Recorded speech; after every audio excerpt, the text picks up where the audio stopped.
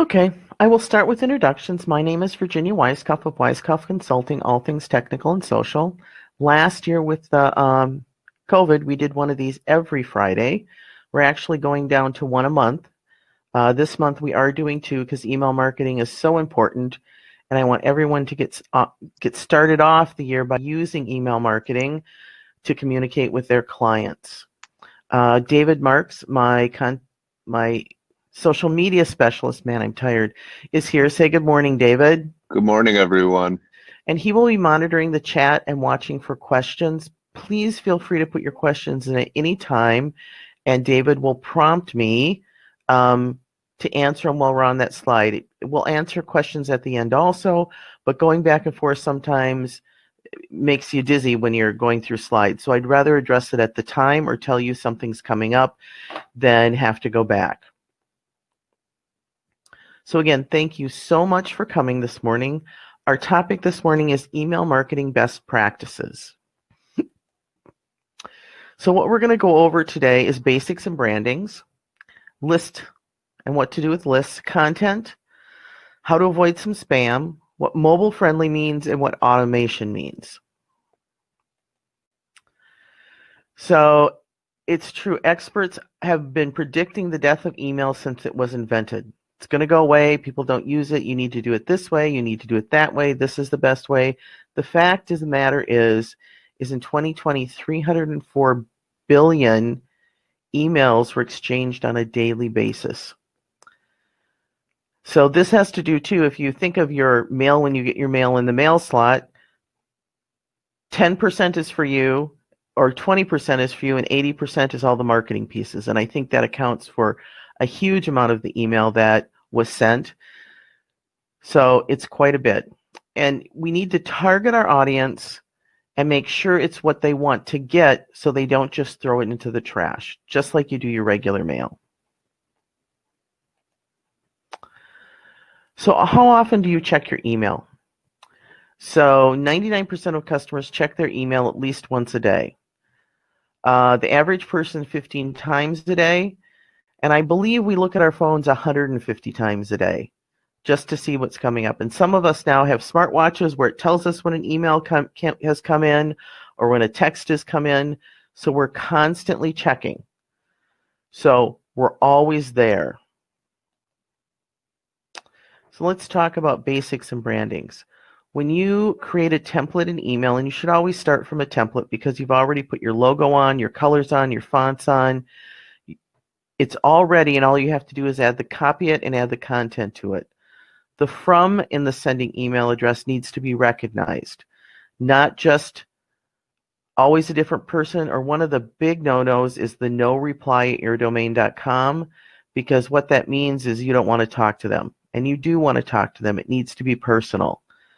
We need to create common sense lists so that when we send to people, it's what they're wanting, not everything to everybody all the time. We need to use our graphics correctly. There's a 60-40 rule that 60% text is 40% image, and this rule is more than just like an arbitrary rule. Spam filters look for emails that are just a piece of text. One of the things that is a big mistake that happens with these is that someone will have made this great PDF flyer for something they're doing, and they'll make it into a JPEG and put that into the body of the email because everything is exactly the way they want it. The problem is there's no text in this email. It's just a graphic, and spam filters don't like that. You should also proofread your email by sending it to your desktop, because working on it and looking at it and getting it in your email and reading it are two different things, and your brain will see those little spelling mistakes or something that's out of alignment, and you should look at it both on your desktop and on your phone.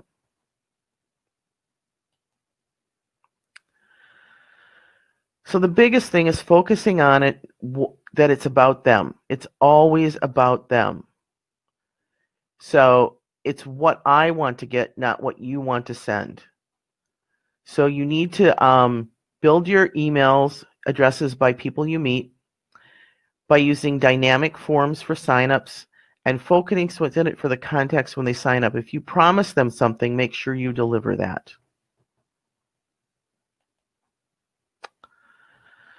So we talk about list growth, which is the hardest thing for anyone. I look at 3 categories of list growth. I look at 3 categories of list growth. I look at the in-person, which is something we did before COVID. When someone's making a purchase, when you're helping someone at an event, when you have a consultation, networking business cards, all of those places you can procure. Am I saying that right, David? It's stuck. Procure. Thank you. Procure. Thank you. There you go. An email address, and that's a natural thing. Then you have print, where you have flyers, articles, and press releases where you can ask them to go somewhere and sign up. But your focus this year really has been in online, or should have been. So we have our website, we have social media. In your regular signature, when you're emailing someone back and forth, you can have a sign up.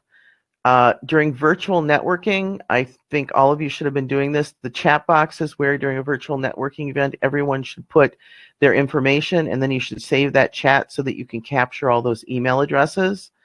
During an online purchase or donation, the email address is required, so you catch them that way. The event sign-up form, when you signed up for this event, I've automated the fact that your email address is now dropped into a bucket on my platform, which is Constant Contact, that says you signed up for a webinar. If you're sponsoring events, one of the things you should communicate with the person that's having the event is that you want to collect email addresses. And the automating it, there's a multiple strategies. So when they do take an action online, it drops on a list automatically, so you don't have to work at it. So why do people subscribe? And this was a survey given. They want to learn more about a topic that interests them. They want to stay up to date on the latest content from your website. You're offering a special gift. You're offering access to content that you don't put on your website or your social media, but it's just for them, or they were recommended to by a family, friend, or colleague. So you need to look at this, and the two highest percentages are not the get a gift or a monetary piece, but because they want to learn or they want information. So if those are the reasons you're getting people to sign up, you have to fulfill that with your email marketing. So we talked about this a little earlier, the places to collect these networking events, webinars and online meetings, social media platforms. And remember, it's about what you are providing them in return for their email address.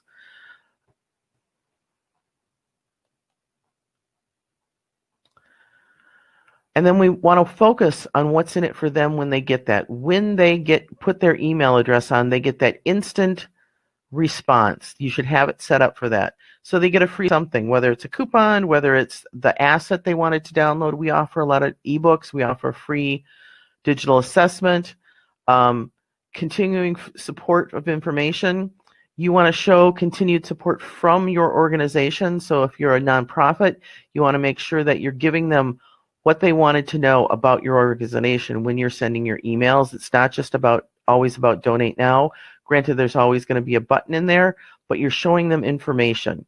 You want to make them raving fans. And they're receiving promotions and discounts if you're a actual online seller. So this brings us to when we're building that list and how we're going to segment it. Okay, the segmentation. Why? It increases opens by 14%. It increases unique opens by 10%. It increases clicks by 100%. It decreases bounces and decreases unsubscribes to your list. So you're thinking, how am I going to do that? Well, we need to look at how we sign them up and who they are. Their geographic location, maybe their gender, maybe it's language, maybe it's a business type versus consumer. Maybe it's a website activity like signing up for a webinar. Maybe it's a stage in your funnel as they're working through your funnel. Maybe it's an engagement letter. It's how many emails they have actually opened. Some of the platforms can be very smart, and they can only send it to people who have opened all of them, or you can send it to people who have opened none of them. There's a lot of AI in email marketing now. You can do new versus repeat customers, those ones who have come back and shopped each time or purchased something, or the ones that just are on your list for the last 6 months. You can do it by preferences. I like warm weather vacations. I like couple vacations. I like family vacations. I like winter vacations. What are their preferences for your business that you can send it to? And also their behavior. If they click on this or that, a lot of the platforms have that if you put 2 calls to action, so let's go back to the vacation piece. If you put 2 vacation click-throughs in your email, one is family and one is couples, each time they click on it, they can separate those names that were on the big list into individual lists for family versus couple, and then you can do a specific email to them. So the ones for family, you could put maybe 2 or 3 different family vacations in an email to them, and the ones that are couples, you could put different couple retreats in. So you've separated them by their behavior. It's called click segmentation. What they click on puts them on a different list. So you need to think of how you're going to build those segments, what segments make sense for you, and then build out. Oh, I put a lot of stuff on here, and you guys will get the PDFs, or this will be up after. You want to start with simples, just like you're making an outline, A versus B, and then there's subcategories. Make an outline of your customers and figure out who they are and what buckets they can be in. Now, a customer can be in more than one bucket. So just like if you sent that main email address out to a group of people and they chose couple versus family, the fact is they're not removed from the big list. They're just added to those smaller buckets. So you can do smaller personalized emails to them, get a higher open rate, get a higher return rate on those emails. It's not just as easy as just sending one to everyone. So I'm going to go back, David, and see if anyone has any questions on segmentation before we move on. So far, none. So I'll just talk for a minute. So if you want to put a question in the chat, I know it's a lot of work, and then you think you don't have to do it right away. I'll segment later because you only have 25 names on your list. Then all of a sudden you have 150 or 200, and you don't know how to segment them. So you definitely want to sit down and figure out how to segment at the beginning. Okay, we're moving on to subject lines. When you look at an email, what do you think? Now, later, or never? I'm going to read it now. It's interesting. Oh, read it later, or I'm just going to swipe it on my phone into the trash because I don't want to do it. They rule your email marketing world. So how do we address those subject lines? Think about the fact it takes 2 seconds for 2 words to get them to open it today. So think about how long they have to read it, because you want to put a big, long subject line to tell them in a sentence, and that's not what you want to do. The point of that is to be less than 5 words and to get their attention so that they're going to open your email. So let's look at some examples of that, shall we? So on the left-hand side, so for a nonprofit, you would say our March newsletter. So yeah, your raving fans are going to open it, but you want everyone to open it. So now you're going to tell them something very specific. 3 ways to organize your mobile phone. We can help. That's too long. 3 ways to organize your mobile phone. Okay. Get them to open it, because I have the time to look at 3 ways to organize my phone. I don't have the time to open a newsletter. I would ask you all to raise your hand and say, who was the last time I opened something that said it's a newsletter? If I was in live, but no. So then we're looking at the next one, Joe's Pet Store newsletter.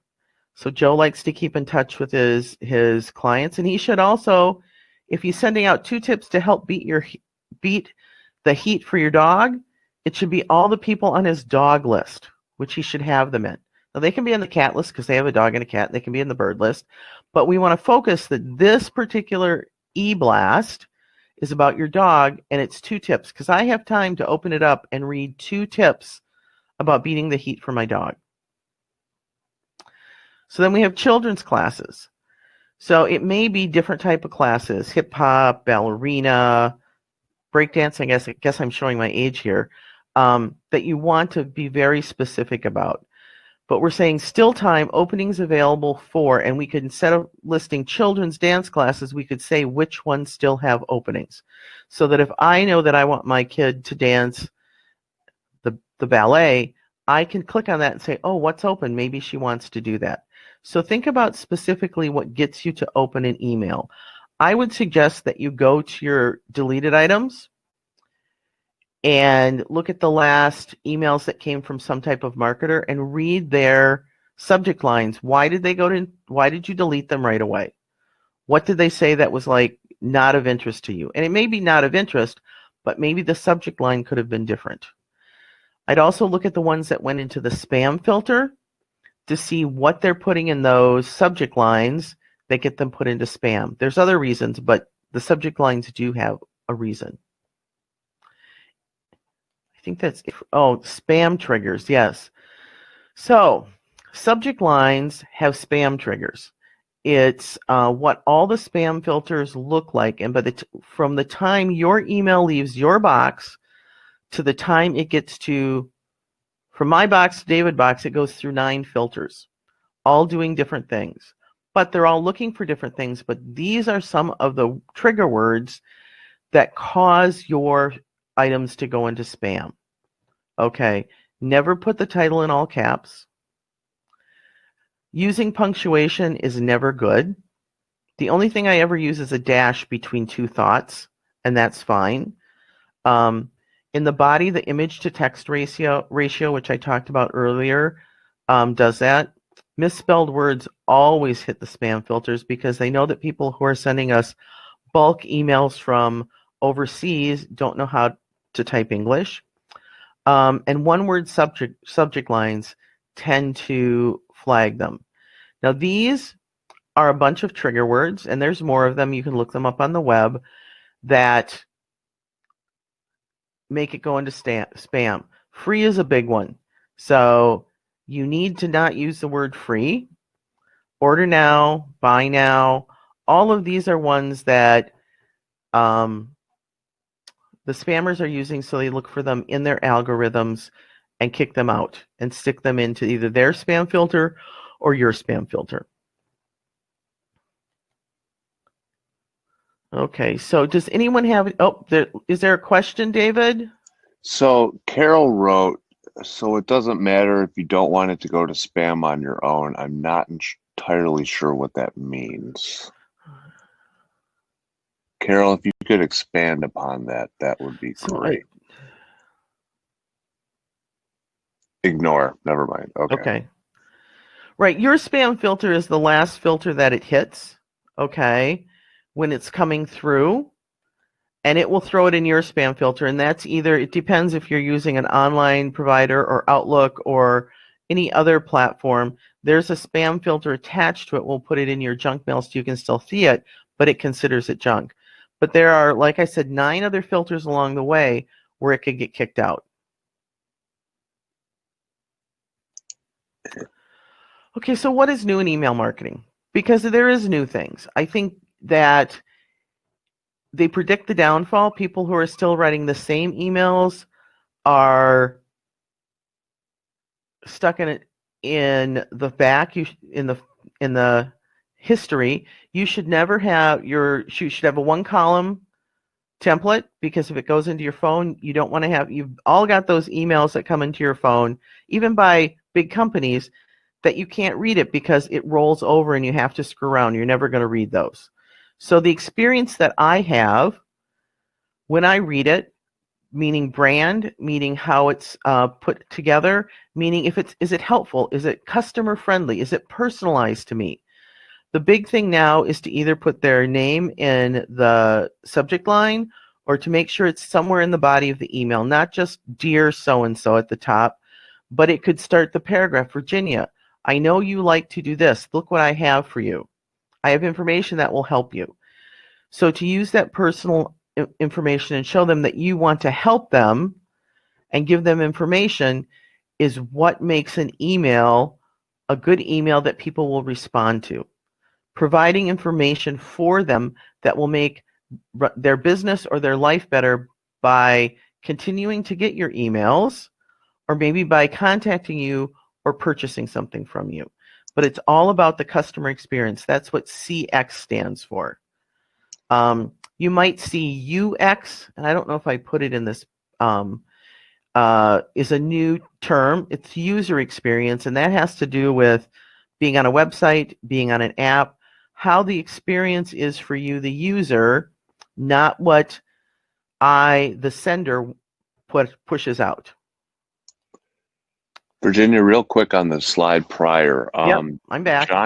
John has a question about the one prior to that. Please explain image to text ratio too big. Okay, so it's a 60-40%. 60% should be text, 40% should be email. And in the very beginning, and I don't know if you missed that or not, if you have a flyer and it has all the information on it, so you take that flyer and make it a JPEG, and that's the entire body of your email, that's 100% image. And none of the spam filters like that. You need to create that email. You can put a picture in, and then put the text in below it, and then put the link in. All of those things are okay. You just need to know that you can't just have one big picture as your email or two big pictures. You need to put a picture in that supports the text that you're doing, and then put a link to where you want them to click through, and we'll do calls to action in just a little bit. I hope that answered your question. Shawnee, go one more time for spam.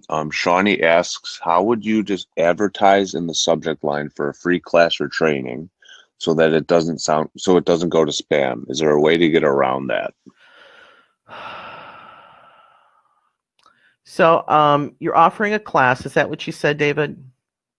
Yes. Let me read it. Okay. Yep. So you can't use free, but you can say free in the body of it, just not in the top. You can do trial classes if that's what they are, because you want them to take the class and do it. You can say, so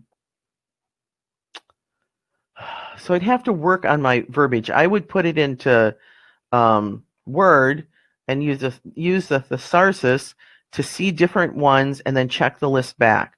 So you're not classes just opened up and then talk about free. So you have to look at the words and work around them. It is a work in progress. I think that's all we got. Okay, we did this slide. So we want to keep the emails real and authentic. There's been a huge push last year that emails are all text emails, that it's like it's being written to you. And I do know people who have success with that.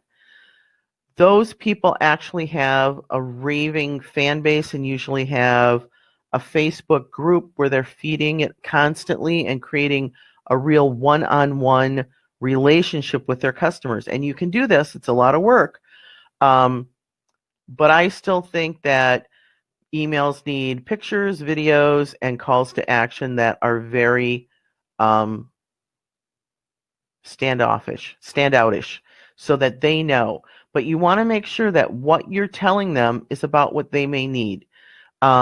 You're telling them about the theories of it, not just always buy now, but you can always have that piece, click to learn more, where it's a sales piece, or purchase now. It depends on what your business is and what your model is. So, but you need to make it about what they want to hear, not what you want to say. Calls to action. So, how does a call to action prompt someone to click? The text needs to be bigger and bolder, and it needs to be highlighted so that they get it. It can be in a button, which is great. I do have problems with buttons because buttons become graphics, and in some email instances, then they don't come through right away. I tend to use, with Constant Contact, you can make it a cell that the back is colored and the front is text, so it appears no matter what. So we want to make it action-oriented. Now you can use Shop Now, Free Class Now, Reserve Your Spot Now, 50% off, your new ebook. And as you can see down here, we're keeping it short. you need to use 24 to 32 font, and you need to make it bold. Use the first person. Reserve your spot today or now or however we're going to do it. You're creating that urgency. And underneath that, you can put, in text, limited spots available in the class. So it doesn't all have to be here, but you want them to click it. You want to have one call to action. I tell this story, and I've been telling it for years. There was a florist in Texas that sent out A/B testing. And A/B testing is when you take your list and you do 2 separate emails to the same list to see which one is better. In one email, they sent out, get your tulips for Mother's Day. And the other one, they sent out tulips and roses. And they sent them out. And what they found out is they got a 30% higher click-through rate and return on just the tulips than the 2 of them.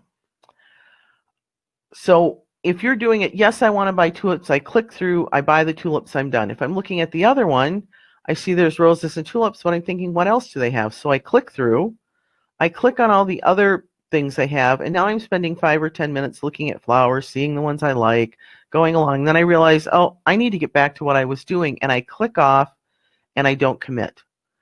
So when you have too many things, it's not, do I want to shop now, or do I want to reserve my spot now?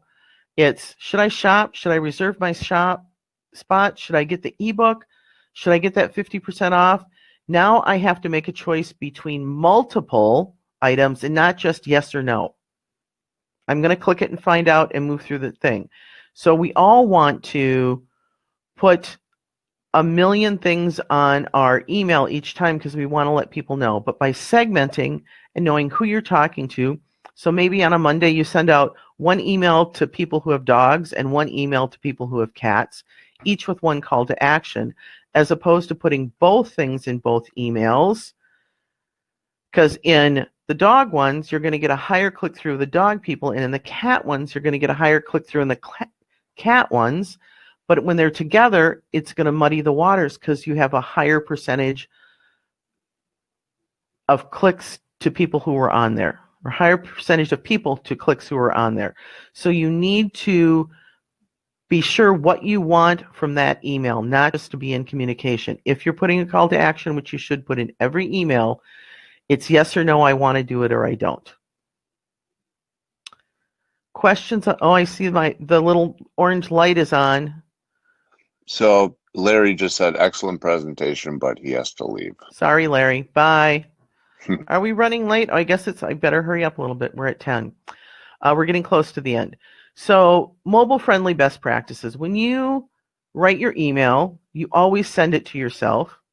Oh, look at this. I need to move where I am on here because I'm covering up my percentages. Hold on. There's my percentages. Sorry. So here we have the things you want to do. Key action must be above the scroll. So it's going to be in the part that comes here. So instead of putting all of your information and putting at the bottom, click here for whatever your call to action, I would put a call to action at the top and a call to action at the bottom. So whether they're at the top of the email or at the bottom of the email, they can click it and go through to the same place. Yes, it's 2 calls to action, but it's actually 1 just in 2 places. You want to put your name in text below. So here's my logo, and this is text, because what happens if the logo doesn't show because the email provider doesn't bring in graphics automatically, it will always say who you are. You want to have short subject lines. You want to use the single column.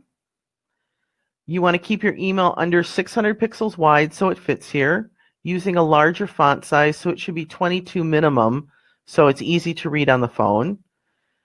That works too on a desktop, so think about that. The text is 22. Anything that's a title or above is 24 above. It displays small images. Provide that distinct call to action. Don't make your call to action a button. Avoid menu bars. It used to be that people put their whole website menu bar on here. That really takes away from what you're doing. If they're going to go, the menu bar will be there. Don't stack links. If they're too close together, the thumb can't hit them, and you want to test it on multiple devices. So I have an Android. My husband has an iPhone. I will send it to him so I can see it on both of them. And in your email program, it should tell you which percentage you're getting on a desktop versus a mobile. And depending on your business, this will be different. This is off of my last email. I am a business-to-business person, so the larger percentage of mine are opened on a desktop. But if you're a sales or anything like that, that people will shop on their phone, you're going to have a higher open rate. So let's talk a little bit about email automation. So welcome emails generate 320% more revenue. So you want to engage right away with an autoresponder series, which is automation. So if someone joins any list, if they're getting an asset, it's sent immediately, or a confirmation that they purchase something is sent immediately and deliver that asset. You want to welcome them and set the expectations.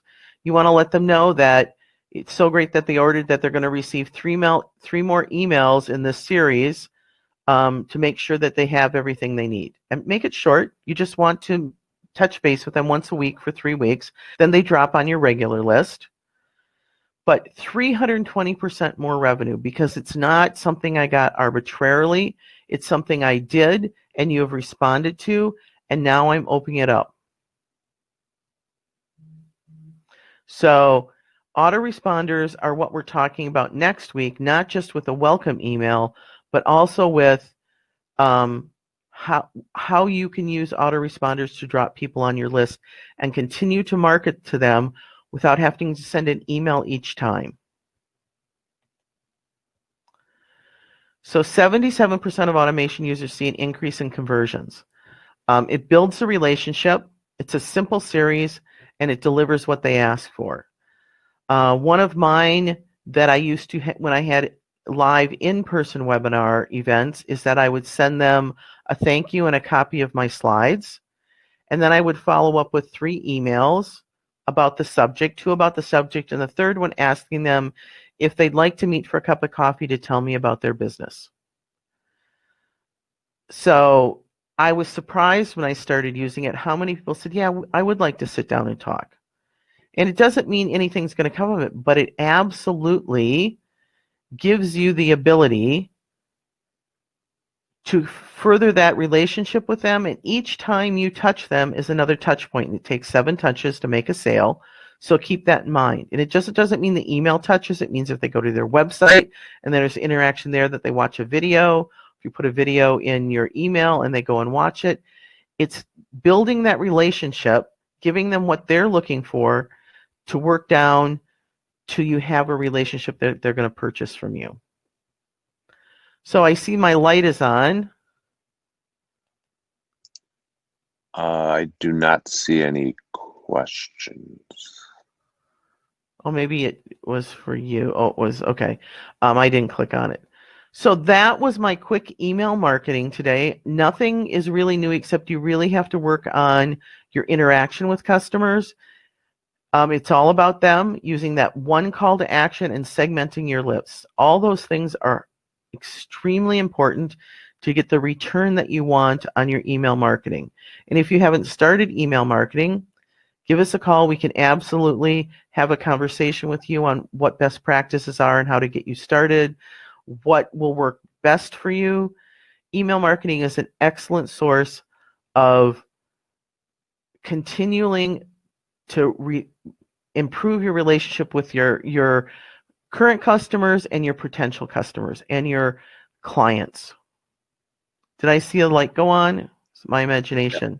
Yep, but it was just some compliments. This is extremely helpful. Thanks. Some great reminders and tips. Thank you so much, all of you, for coming today. Next Friday, this is the only month we're doing 2 back-to-back, because I think email marketing has a couple different pieces. One is the basics, and then the next one is automation. We'll talk about creating an automated series so that once you drop them on that list, it continues to market to them. So thank you everyone so much for coming today. I'm going to be sending down at the bottom, there should be a pop-up that will take you to the page that has all of the pre-recorded Friday sessions on it if you're interested in doing it anymore or seeing any of them that we've recorded. This one will be up on Monday for you to look at again. Thank you and everyone for coming. Thanks, everyone.